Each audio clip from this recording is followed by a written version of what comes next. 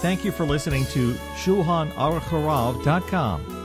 Does past plastic and paperware, tablecloths, napkins, disposable gloves, paper bags, etc. require a hashgacha for Pesach? So over the past decades, the kosher market has seen a flood of kosher for Pesach items that are not food, such as the items that we mentioned, and the question is asked, is this really necessary? Do I have to be particular in this? Is this stam a chumrah? And what do I do if I can't find available paperware or plasticware with a hashgacha? So the onset argument of everyone when they see these products that have a hashgacha is saying, I don't plan on making food out of my paperware or my plasticware. I'm not cooking my napkins, my tissues, or my plastic gloves or tablecloths. So why on earth would it need a hashgacha if it won't be entering my mouth? So this is a very innocent question that comes from someone who has not been educated in the complexities involved in producing these products. In many of the paperware products, which include paper bags, tissues, paper napkins, paper rolls, paper lining that many people use for their shelves, plastic gloves, tablecloths, and paperware, they use a starch as either a binder or a smoothener, as can be readily verified through researching their production. Now, starch can come from a variety of sources, some being kitnious or not, such as potato, which is okay, or corn, which is kitnious but still okay, as we have no intent to eat it.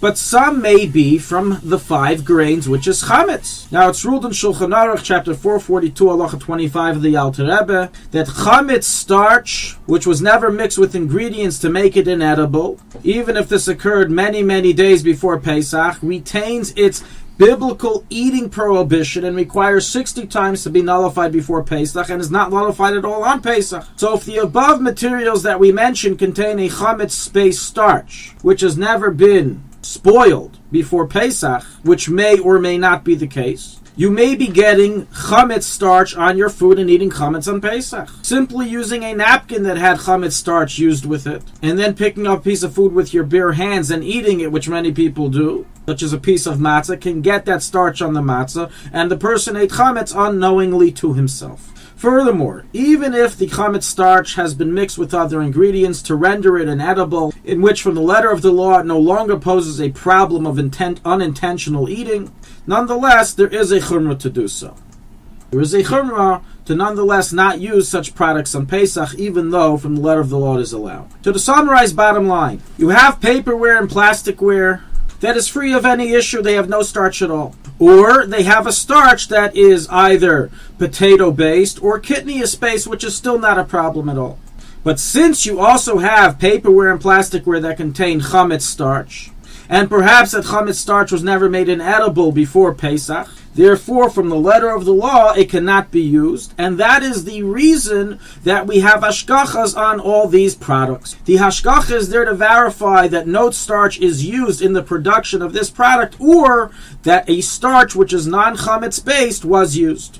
And being that this is the reality, everybody should be particular, should be careful to only purchase these paper products and plasticware with a proper hashgacha for Pesach, or to verify themselves that it does not contain starch. You don't need to get with the hashgacha. Do yourself the research and find out that this company doesn't use starch in their production.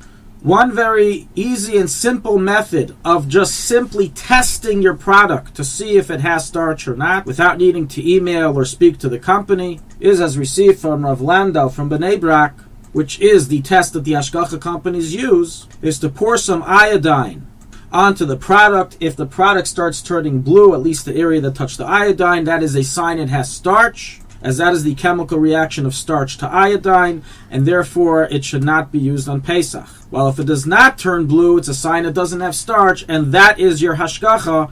Right there, you just did it yourself. You can take a look at our demonstration video in which we show exactly how this can be done.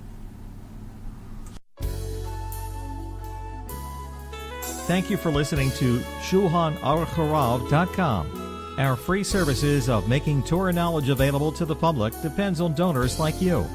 Please help us continue our work to through making even a small contribution at Shulchanaruchharav.com under the Daily Halacha Dedication section or in the subscription page. Also, check out our online courses and many sefarim available for purchase that will both enhance your Torah knowledge and help support our work.